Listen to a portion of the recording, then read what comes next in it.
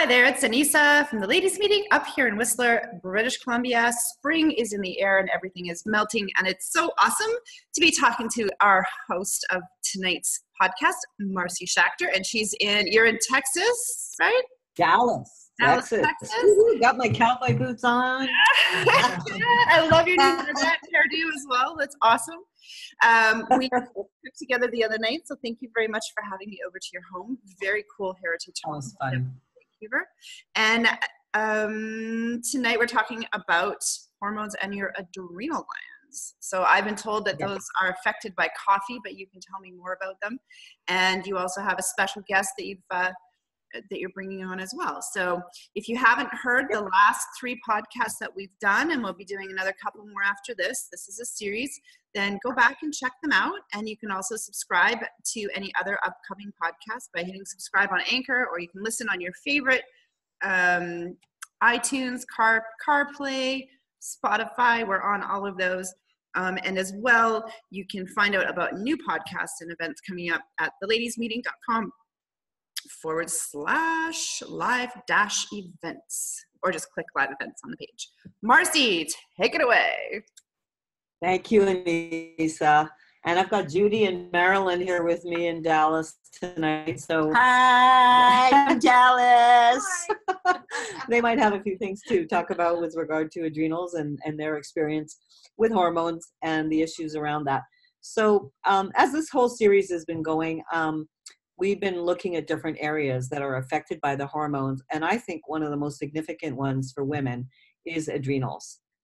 We seem to be, all of us, taking on a lot of stuff, stress, families, looking after kids, jobs, balancing all those balls in the air has a toll on our body, and most importantly affects the adrenals. So about a week ago, and I'm going to hit share screen to play the video, I interviewed Dr. Nathalie Beauchamp because she lives in Ottawa. She's on a different time zone. And she goes to bed early to ensure that she's bulletproof, because one of the things that's super important, she told me this, is sleep. Absolutely. Who knew? What time is it there? We're on 6 p.m. here on the West Coast. What time is it there? It's 8 p.m. here, and it's 9 p.m. where she is. Gotcha. And she's in bed by now. So I had to interview her. Yeah. But so Dr. Nathalie Beauchamp came out to Vancouver not too long ago. She wrote a book that a bunch of us here bought, called Hack Your Health. And she's a doctor of chiropractic and functional medicine based in Ottawa, Canada. She's also a natural health practitioner, wellness consultant, an international lecturer, and a radio and TV personality. She's the author and has recently released her second book, Hack Your Health Habits: Simple, Action-Driven Natural Solutions for People on the Go. Well, that sounds like a lot of us. She's also the creator of an online coaching program titled Hack Your Health Habits Academy. And she's offered to share her hormone series with all of the women here who sign up, put their emails in. We can send them her own hormone health series free of charge. So that's a really cool thing that she's thrown out there. Yeah, Nathalie is amazing. So her mission is to educate, lead, and empower people to live their best lives. And obviously that starts with having the best possible health we can have. So I'm going to share my screen just to give you a little taste of, where are we here? Oh, can I share it? Or do you have to share it? I wonder if this will work. Oh. I'm looking. Can I share it or no? Maybe pause for a moment. Let's see if we can do this. Okay, one sec. Pause the recording. So back to sharing my screen here. This is Dr. Nathalie's website. Can you put it full screen? Can you cover the whole? Can you cover your whole screen? Oh yeah, you don't want to see my backdrop. I'm so sorry. Okay. I, of course, don't want you to see all that stuff. My messy world. There we go. Can you see now? Everything there? Perfect. So Hack Your Hormones program. This is the one that we can share with all the ladies. You can watch it later and subscribe to her program for $49.97 if you really want to take this on. And I think she's one of the very best functional medicine doctors in Canada. She has one of the largest practices. She's in demand. So there's a lot of things that we don't know about hormones. So I think her video that I'm going to share right now we'll get the ball rolling, and then we'll come back and talk a little further. So, And are we able to play this video again later if people want to? yeah, I can share it. Awesome. Yeah, there we go. Good evening, everyone. This is Marcy Schacter here in Vancouver with our Hormone Health Series. And I'm very excited tonight to have a very special guest from Ottawa, the other side of the country. And this is Dr. Nathalie Beauchamp, who's I just met her through a mutual colleague in Evolve Health, Deborah McDonald, who's known her for years and years. And what Deborah tells me is that you're one of the top functional medicine practices in Eastern Canada. And I know you were out here recently in Vancouver for the wellness show and promoting your brand new book. Everyone's Yes. book in their library. I can't stop reading it. It's fascinating. And I wish I'd had this 20 years ago. Yeah. Health habits and simple action-driven natural health solutions for people on the go. Well, that's all of you ladies. So I think Yeah, no kidding. value here with Dr. Nathalie. So we're talking today about the adrenal issues related to hormone health, correct? Yeah, we are. So Go thank ahead. you for the intro, Marcy. Deb McDonald is a good friend of mine, and I've known her for years, and she's a big fan of what I do. I don't know if I would call myself that, but I'm passionate about health. I'm passionate about helping my patient in my clinic, but also with my book, reaching a wider audience. So we are talking about adrenal health today. So I prepared a few slides because I think visuals are so great to, for people to understand. So I'm just gonna quickly share my screen here. Perfect.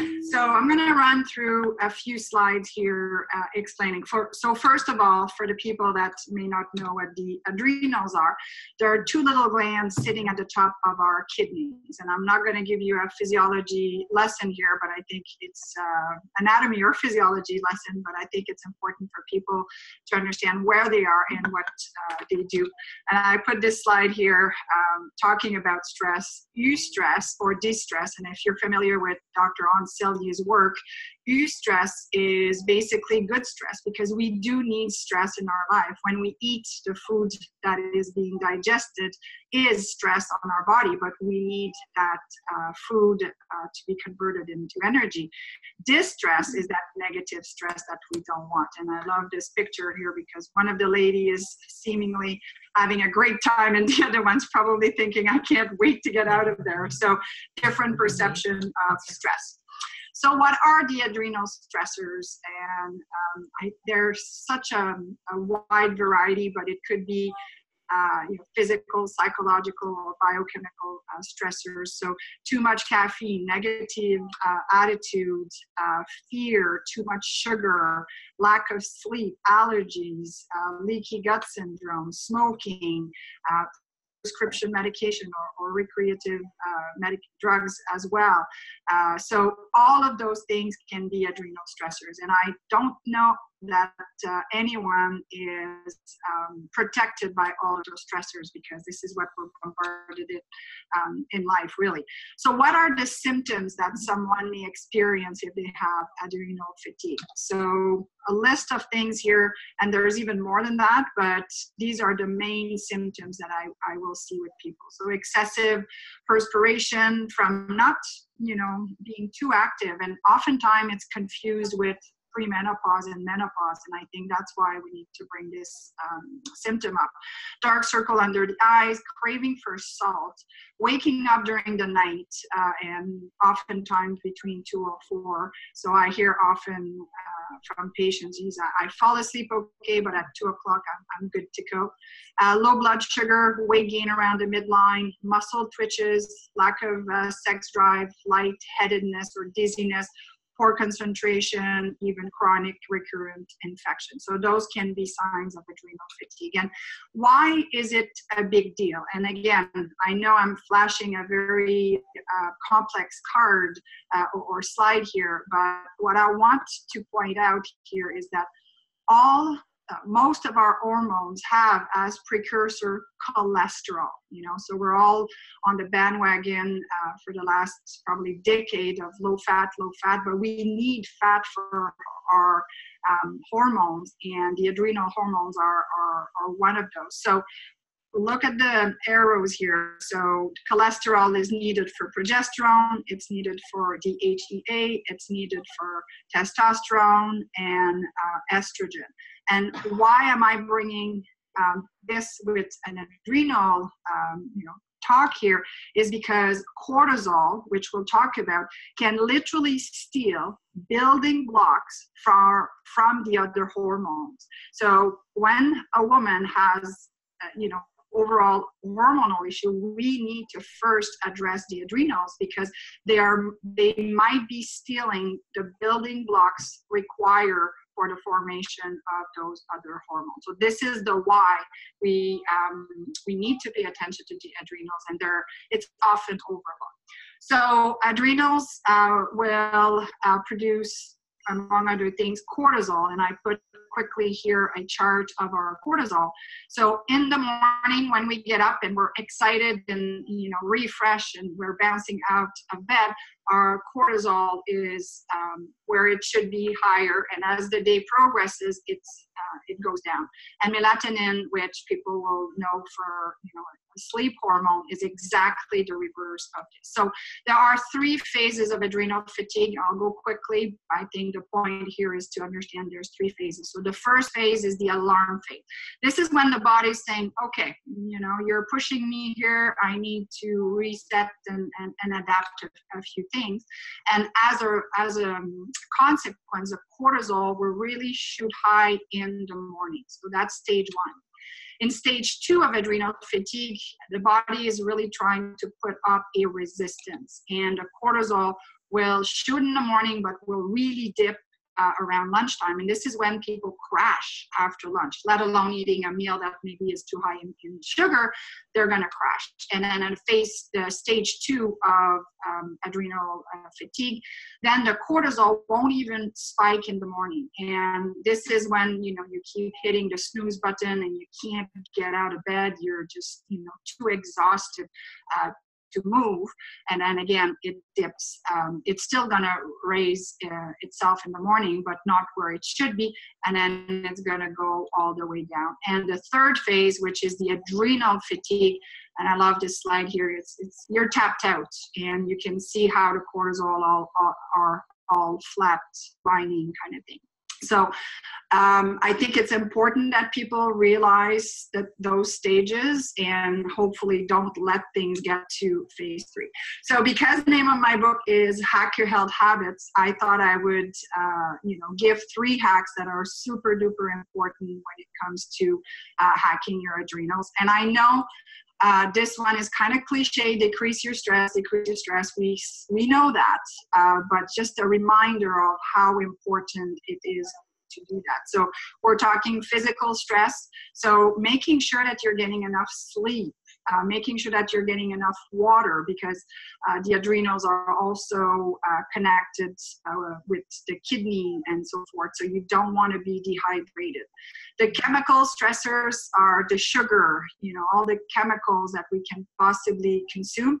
And the emotional stressors, well, I think we know that those things in our lives that don't bring us joy. And I always, remind myself oftentimes to go over what I call the not to-do list. Things in my life that I don't know how they creeped up there, but not bringing me joy, satisfaction, and how can I unload my plate? Because unfortunately, we keep adding to our plate, but we don't seem to be removing things. And at some point, you sit down and say, holy moly, how did this all happen? So making sure that your cognition of what is stressing you out, and from a physical point of view, really making sure that you have some downtime in the evening, that you're not on your phone and just reading negative information and so forth. So hacking your stress is the number 1 thing.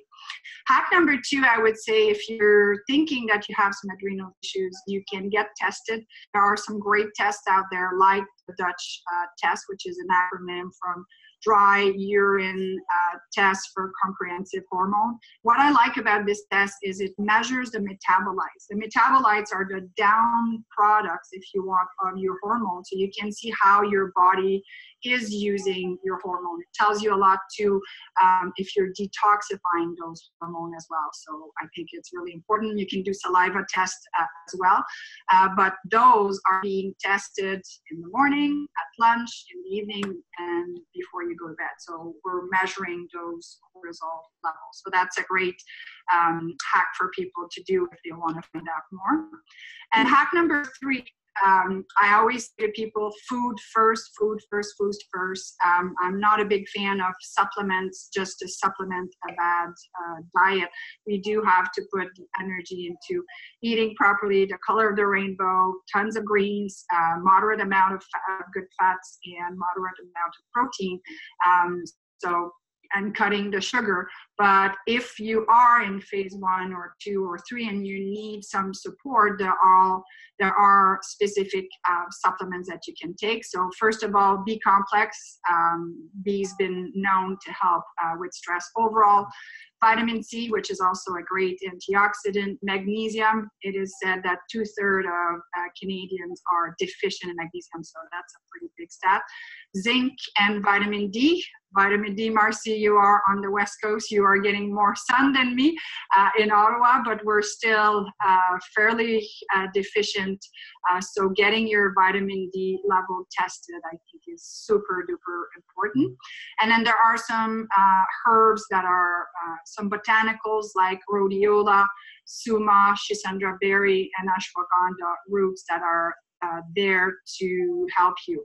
I mean, if you work with a functional medicine practitioner, a naturopath, they are able to guide you of which of those herbs can be more helpful for you if you are in different phases. So overall strategy, to recap, to balance the autonomic nervous system and decrease adrenal stress. Get adjusted. I am by trade a chiropractor, and when I talk about stress, a lot of time people don't realize that there's 2 parts to our autonomic nervous system. The sympathetic, which is our fight or flight. So imagine a tiger running after you. You're gonna grab your purse and your legs and you're going to go. And that parasympathetic aspect is the rest and digest. So we need both at different times, but we can't be in overdrive or what is called sympathetic dominant. So getting adjusted helps balance those 2 aspects of your nervous system, and chiropractors are great to help with that. Getting enough sleep, I've mentioned you can't bank on your sleep and go sleepless for too many nights. Exercise, but don't exercise too much. A lot of women especially seem to be pushing themselves too hard, having a goal of running a marathon or pushing to extreme. And if their adrenals are tired, maybe walking and yoga are more appropriate. So there's a time and a place to push ourselves, but we have to be aware of that. Meditation and breathing work, of course. Also, as I mentioned, eating wholesome food, fermented food, having the color of the rainbow in terms of the fruits and vegetables. Massage, acupuncture, tapping, reflexology, yoga, all of those things are modalities that can really help you. And as I mentioned as well, the supplements, the nutraceutical and the botanical that are adaptogen. So those herbs are not there to replace anything, but they're there to help us balance these things. And here what I put, Marcy, just to gift your listener, I gave a talk at a women's event. It was 500 businesswomen in a room. What a powerful feeling it was to be on stage. It was just awesome. And I gave these women access to my Hack Your Hormone e-course, where I talk about adrenal, thyroid, sex hormone, and glucose, insulin as well, and how it can help balancing all of our hormones if we address that. So I'd like to give your listeners this. So the URL link is there. If you go on there, you just need to enter your name. You'll get access. There's 5 or 6 videos. I also put tons of information on nutrition and so forth. So I think it might be of great value to the people listening. So. Yes, absolutely. Perfect. So I went pretty quickly, but I wanted to give an overview of things. So Marcy, I'm not sure if you have any questions to bring to the table. Maybe 1 or 2 just quickly, because I don't know how many people understand about the adrenal fatigue symptoms that you described are all what I had for years and years. And even the waking up at between 2 and 4 in the morning, like I just learned that one today. That's my symptoms.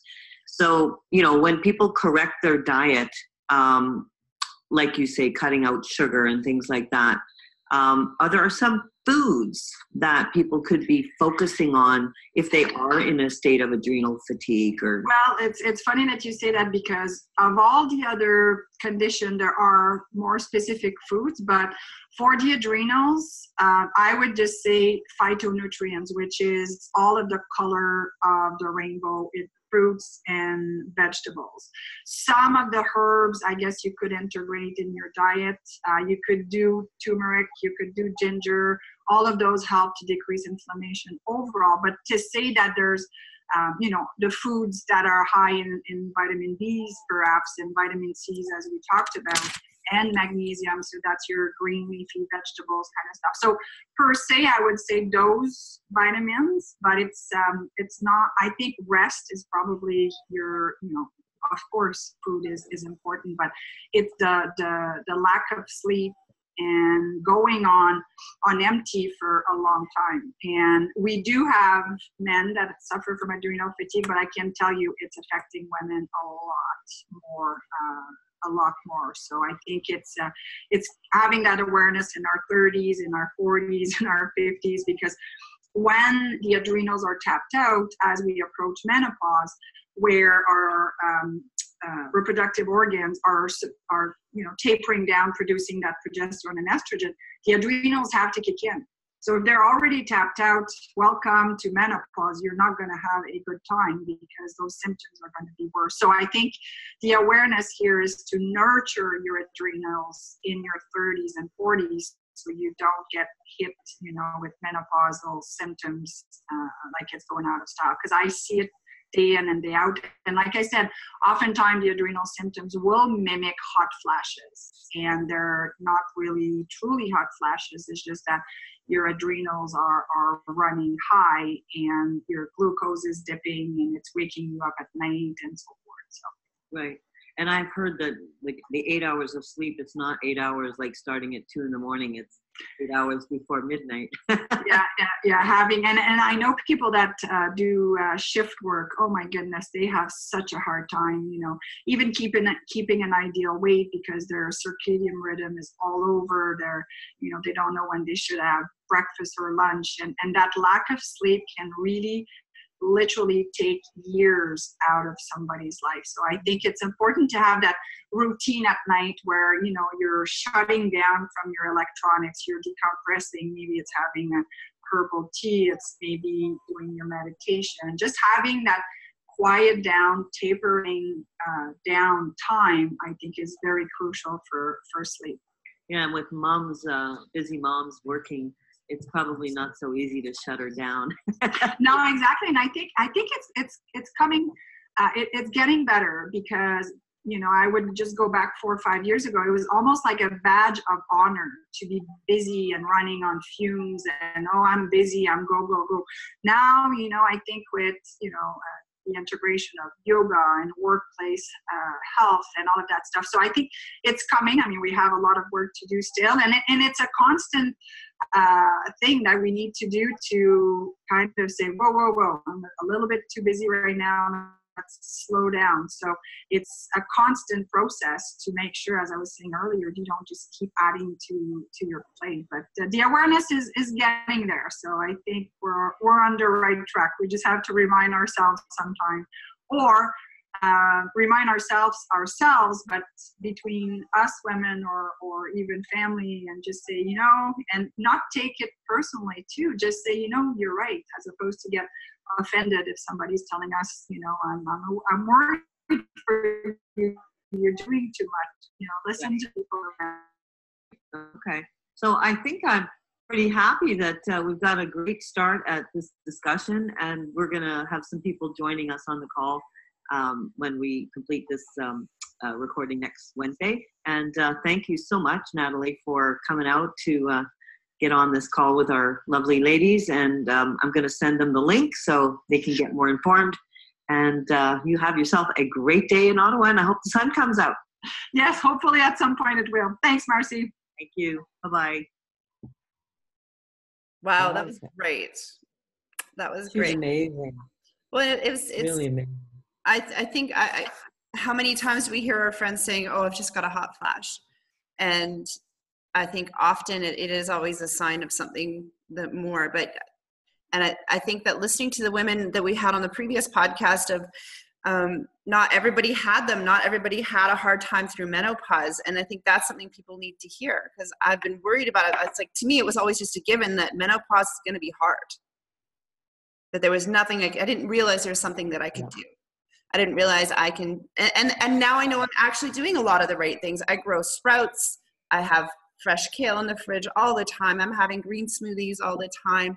I'm always putting extra vitamin C in. I have a powdered vitamin C. I found myself, because I live in Whistler, everybody's passing colds around. So I went and, instead of getting the little packets with all the sugar in it, I went and spent $50 and got a big tub of just pure vitamin C. Like, you don't have to have everything packaged and with sugar, and keeping it really simple. And and up here, especially vitamin D is really important.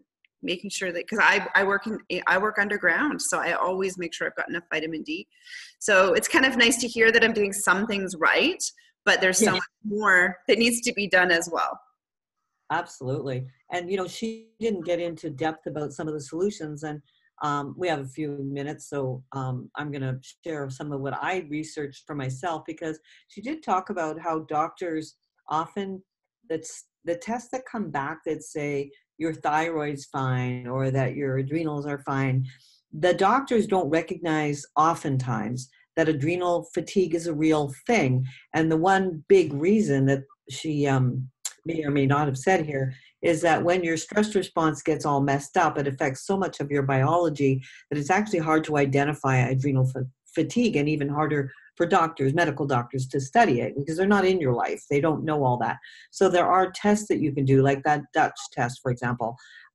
There's all different types of things. And we should notice some of the things that sometimes we'll ignore them, like somebody who says, I'm on the edge, I've got mood swings going on, I'm feeling kind of depressed, I'm gaining some weight, I got that brain fog, those are kind of early symptoms. Feeling tired all the time, struggling to wake up in the morning. We think they're kind of normal. We've kind of normalized these things. Well, I have a stressful job. Well, I went to bed late. And I think those are what she's trying to point out, is that if we really understand that this body is the only one we've got, we have to protect it. We have to make it bulletproof, And so understanding what the symptoms are and doing things before they get bad, long before they get bad. And that's what I wish I had known, You might also notice the symptoms, body aches, things like that. They're kind of general. And that's one of the challenges also. Imbalanced hormones affect your entire body. So it's really hard to pin down that it is in fact just the adrenals. So getting your adrenal glands back to optimal means that your cortisol levels are regulated, and this is how you're going to hack stress. Well, I think that she gave us the type of tests to ask for is really helpful as well. She said something about the Dutch test, and on her that video series, there'll be lots of information about that as well. But, I've heard people that I know that I never heard of these diseases. I don't know if you have. Addison's disease, Hashimoto's disease. I'm reading about this thing they're calling pituitary issues. They're all connected to the not the immune, the adrenal system. So if we understand what those things are and how they affect us, there are things you can do. Like in the solution category, I looked up, starting with healthy diet. So yeah, we all love our coffee, but how much coffee? How much do we really need? And if there's a substitute, then I can enjoy my morning cup of coffee like you do, but I can also do something like a green tea extract in my lemon fuel. Or I just came back with some chaga mushroom coffee. So it's an alternative. I have. Yeah. I'm gonna grab my two alternatives. Okay. Share them with us. Yeah, caffeine free. Caffeine free. You can have lots of things that are caffeine free. But if you want that morning coffee drink, you can have a mushroom type of coffee. It's not bad. I mean, I've had them. They're not as good as your killer. I'm gonna give a plug for Harmonic Arts, which are actually from Courtney, BC. And they make a lot of different coffee tea, really interesting teas. They actually make a female blend. It's called I can't remember. I almost bought it and I was like, I'll just wait. But it's like lady tea blend for that time of the month. But the products in there were I had to pick. I was like, right now I need to work on drinking less coffee. So I picked the Chaga Fine Grind, wildly harvested from Harmonic Arts. And it's just got the chaga mushroom in it, which you have to you can brew this multiple times too, which a lot of people don't realize. So it's a little bit more expensive, but you can sit and pour hot water over that all day. And then the other one I have that I can get, I think I get this at Nestor's in Whistler, and it's a Kava instant coffee, and it's beetroot, rye, chicory, and sugar beets. Barley, rye, chicory root, and sugar beets. And I actually really like this one too. It's really dark. And then you can make these, if you like bulletproof coffee, then instead of the coffee, you can still do the coconut milk and the ghee is nice in coffee. The oil. Yeah. So it's a matter of finding alternatives. So maybe that you get back to 1 cup of coffee a day. Because to me, it's not necessarily the coffee. I'm not addicted to coffee. I love that moment of having my coffee. I love the time of grinding it, putting it in the machine, foaming the milk. To me, that's kind of like my little meditation time as well. Yeah, I think that's as long as we understand, we're not overdoing anything. Like overdoing sugar is bad too, but a little sugar is not going to hurt you. Body actually needs some. This is the one I think I gave you last week, the fuel that I drink in the afternoon. It's got lemon, it's pure lemon, green tea extract, and it's got a patented ingredient that helps your cellular energy, the ATP in our cells that are in our mitochondria that actually give us the fuel to get through our day. And what I find is it just kind of gives me a gentle lift. It doesn't, spike me. It doesn't give me the jitters like a coffee will in the afternoon. So this I can have hot or cold, and I love it with a little cinnamon. So it's really cool. I wish I'd known that because I had it cold. Yeah. I might have said that, but it was so much going on. We were cooking. But yeah, there's lots of different things we can share amongst the women in this community. That, meditation, yoga, tapping. What are some of the things that you've done to lower stress? Tapping. I just love tapping. Marilyn, tell us about tapping. What is that about? It's just, it's like a meditation, like acupuncture. So you kind of like tap and tap and tap. Like I'm really not so sure why it works, but it kind of like, it just, and you're like, a lot of times I will tap for gratitude, to be happy that I was able to wake up and I'm here, and just something just to be thankful. And it's just an overwhelming feeling. And it's also kind of like a manifestation. Like if you're tapping for something that you're stressful about, and it kind of like you go into, like, I know they say you shouldn't talk about negativity first, but you get rid of the negativity and bring in the positive. So I had a hard time with that, because it's always like you never talk about the negativity. But this is you have an intention. You bring the intention aboard, and it's just very overwhelmingly soothing at the end. I'll be driving sometimes and I'll be stressed, and I'll just automatically start tapping, and I'm looking at the people next to me and I'm thinking to myself, oh my God, do they think I'm crazy? But I'll just start, and they call it the monkey. Like, it's not like grounding yourself. It is. And well, I use this one to stay awake when I'm driving. This one, this Yeah, one, you know, you don't really want to. I've done it here. You know, I do it here, and sometimes I'll just think about it. Like I'll think about what I'm doing in the tapping, but there's something about the tapping that is related So to. I've looked it up. And it says tapping is a combination of ancient Chinese acupressure and modern psychology that works to physically alter your brain, energy system, and body all at once. The practice consists of tapping your fingers consistently, but you're supposed to be using specific meridian points. And you can also use it to connect or disconnect from traumatic emotion as well. And then maybe that's a little bit like EMR where you're using light as well, because I have heard of tapping for anxiety, but also I've just listened to someone talk about tapping to remember. So using a tap, for example, to create a memory to always check for your keys before you leave somewhere. Or so there's a way to tap and use the body and the brain together to alter emotions or memory, or you know, to bring things up when you need to, or to let things go when you need to as well. Yeah, excellent. I love tapping. Yeah, I'm going to try it. Well, the other one I love, my friend for one Christmas bought me these 2 little rubber balls. They were kind of on a string. I suppose you could do it with tennis balls, but she told me just put them right at the base of your skull.